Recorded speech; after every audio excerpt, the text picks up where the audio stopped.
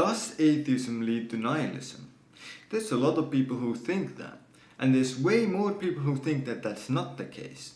So let's take a look at the philosophy of this and see if nihilism is the logical conclusion of atheism. Of course, it's going to be very hard to, in a sense, prove a negative and say that there is no meaning in atheism. The burden of proof is actually on the atheists to prove that there is meaning. The same way that the theists, when they say God is real, they have the burden of proof to prove God, and an atheist doesn't have the burden of proof to disprove God.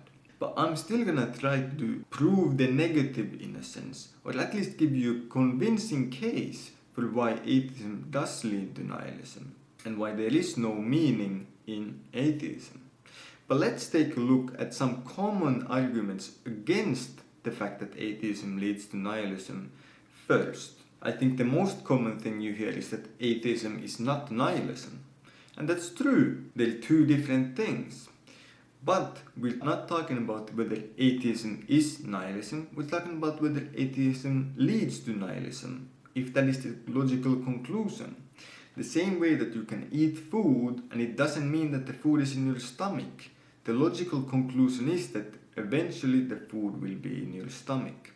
And so this argument that atheism is not nihilism doesn't actually disprove the claim that nihilism could be the logical conclusion of atheism. Another thing is that people say, well, look at all the millions of atheists who believe that there is a meaning. Look at, for example, Buddhists. They believe that life has some greater meaning. They believe that life has meaning and they don't believe in a God. But that actually is not a very good argument. The same way that I could say, look at the billions of people who believe in a God. The Christians, the Muslims, surely God must exist. But that doesn't logically follow. And in the same way, just because atheists believe that atheism doesn't lead to nihilism and there is meaning to life, doesn't actually mean that there is. You would have to actually provide evidence for that meaning instead of simply saying some people believe in it. Another common one is that, well, I feel like there is meaning, which kind of follows the same pattern. Millions of atheists, or I, feel like there is meaning to life, therefore there is. But once again, if we were to flip it on its head and say that, well, millions of people feel like God exists, it wouldn't actually logically follow that God exists. And so, it's not a very convincing argument.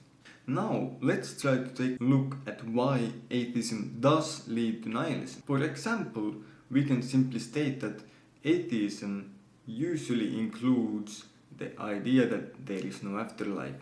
There is, in a sense, no eternal consequences to our actions. And what that means is that when we don't have eternal consequences, whether it be 100 or 1,000 years in the future, we won't experience any consequences from them. We won't even remember that we did them, because eventually you will die and other people around you will die who those decisions might affect, and so on. So eventually you will get to this position where no action actually mattered. And that's truly the reason why a lot of people believe that atheism leads to nihilism. Because when there is no eternal consequences, then eventually all actions become meaningless. No matter what you did or didn't do, eventually that will no longer impact anything. When the universe collapses or when you die, whatever you want to put the end point at, that end point will come, and after that nothing will have mattered. And that's basically what nihilism is.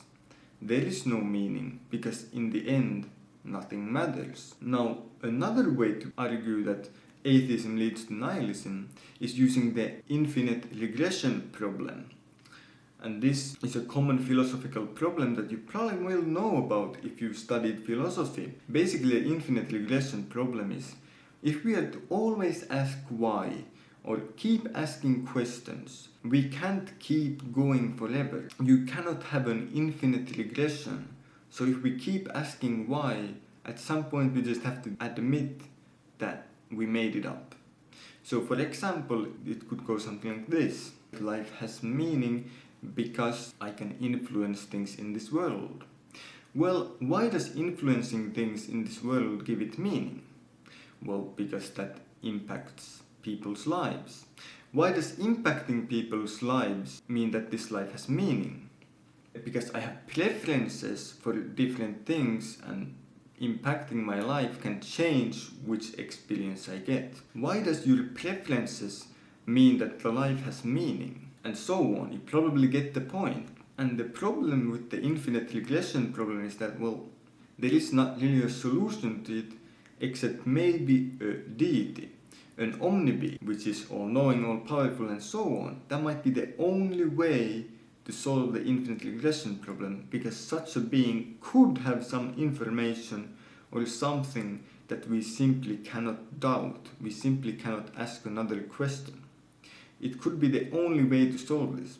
But you could even say that it doesn't solve this problem, and the infinite regression problem is a problem even in a theistic framework. But that doesn't necessarily take away from the fact that it creates this problem where eventually you're gonna have to admit that you simply don't know the answer to why life has meaning. And so atheism does lead to nihilism due to the infinite regression problem. And this is why I believe that atheism leads to nihilism.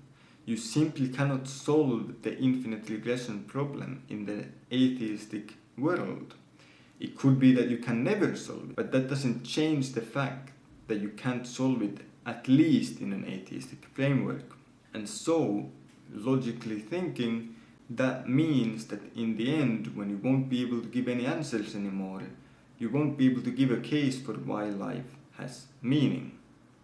Now, of course, if you believe that you have an answer to this and you can solve the infinite regression problem, then I would love to hear it, and maybe you should publish a philosophical book about it, because it's a problem that people have been thinking about for thousands of years. But anyway, thanks for watching, and hope this raised some new thoughts in you. Have a great day.